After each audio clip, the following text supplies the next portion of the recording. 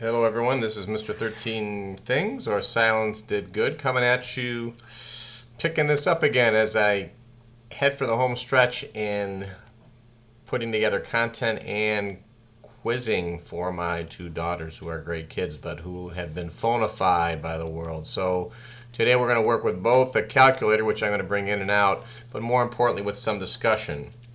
And the discussion comes from this concept of what is pressure and how is it measured or organized, and what we should know about the concept of pressure. And we're going to start with, first off, what we all used to know, and that is how do we measure it in the US. So on the street, so on the US street, when you're 12 years old, you measure it in what units? And you measure that in PSI, which is the same as pounds of force per square inch. And so that's one that I think people don't seem to recognize exactly what is kind of standard atmospheric pressure. And from that we have all kinds of problems because we measure lots of different things with pressure. So let's talk about where we can measure things, the pressure of things, the barometric pressure, and that is right now on the Samsung S4. So you can measure barometric pressure on the Samsung S4. So all of a sudden we better, if it's on our phone, we better understand what it is. So let's first off go to the most simple and best explanation that exists, and that comes from Walter Lewin, MIT, and he says it's atmospheric pressure. So 1 atmosphere is equal to around 1 kilogram force, because of course a kilogram is not a measurement of force, over 1 centimeter squared. So that's one thing, and probably one of the easiest ones to remember. But let's talk about what on the street we learn, or on the street we learn. Even in space, I think they end up using this. We'll talk about that later. And that is 14.7 pounds force over an inch squared. And these two things, pounds force and 1 kilogram force per square centimeter, how to go back and forth between them exposes us to a whole lot more than we might think. But we start with this being something we all used to know, because we have a lot of things we measure in pounds per square inch. So that's the same as 14.7 psi. Bike tires, air pressures, all kinds of different things that we measure in psi. So let's see how close 1 kilogram force per square centimeter is to 14.7 pounds per square foot. So I'm going to do that right now, and I'm going to go ahead, even though we're not supposed to do this, I'm going to add a new layer here and then turn that layer off and work over here. So let's go from 1 kilogram of force per centimeter times centimeter to pound force over inches times inches. Let's do that conversion and see how close 1 kilogram force per square centimeter is the pounds force per square inch. And we do that, many people may or may not know, by converting or going to Wolfram AMPA. But we have to know that 1 kilogram force, 1 kilogram force is the same as 2.205 pounds of force. And then we have to know that 2.54 centimeters is the same as 1 inch, and we have to do that twice. And let's see how close we get if we multiply that out. For this, we go to the calculator, which of course is allowed on a TI, on an exam at least, and we're going to take 1 times. You have to turn it on, of course. And when you turn on a calculator, of course, you should always ask it a question you know the answer to. Shtick-wise, I'm just going to tangent a 45, which we know should be 1 if it's degrees, but it's not because it's radians, so I'm going to go and change the mode right away because this is habit forming. We want that to be degrees the way we're working now. Second quit. Now I can take in just 1 times 2.205 times 2.54 times 2.54, and we get 14.22. So we see that this approximation, right, so this is actually, it's approximately, or it actually is 14.22 psi, but the actual number is equal to 14.7 psi. But for government work, realizing that 1 kilogram force over centimeter squared is about equal to 14.7 psi, or perhaps 1 kilogram force over centimeter squared actually equals 14.22 psi, which is about equal to 14.7 psi, is worthwhile to know. So this one and this one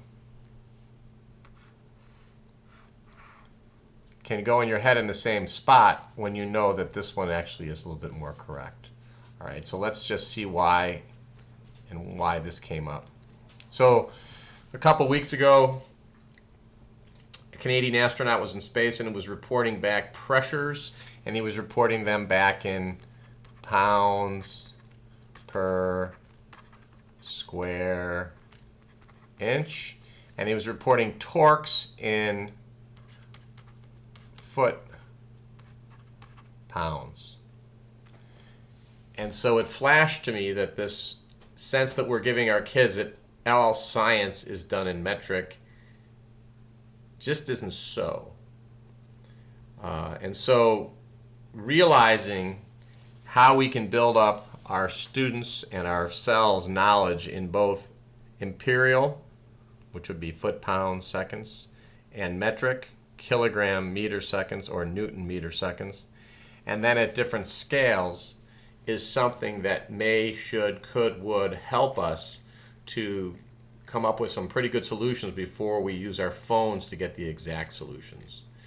So in all reality, all you really need to know is that there is 2.54 centimeters is exactly 1 inch.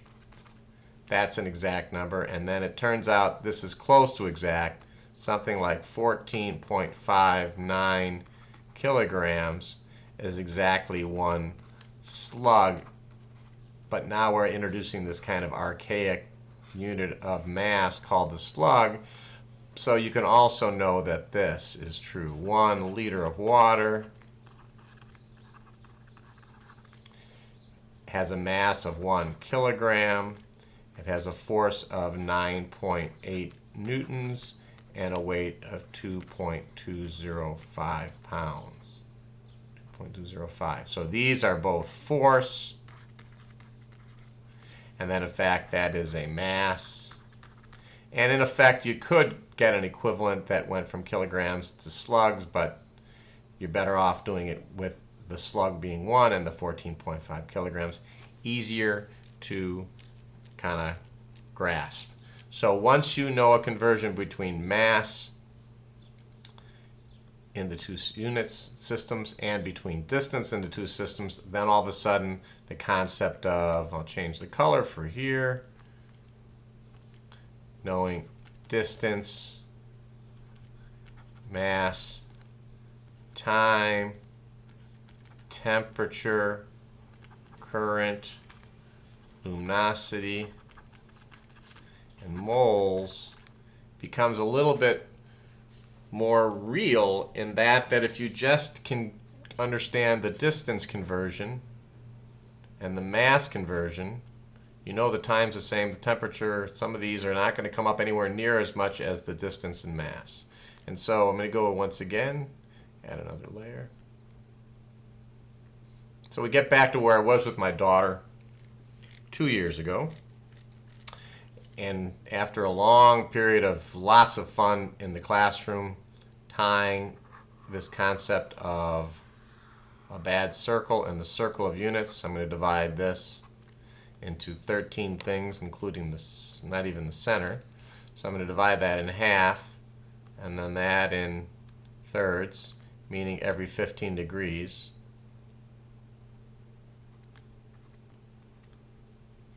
And coming up with what we said was our 13 derived units, which was specific gravity, radians, distance,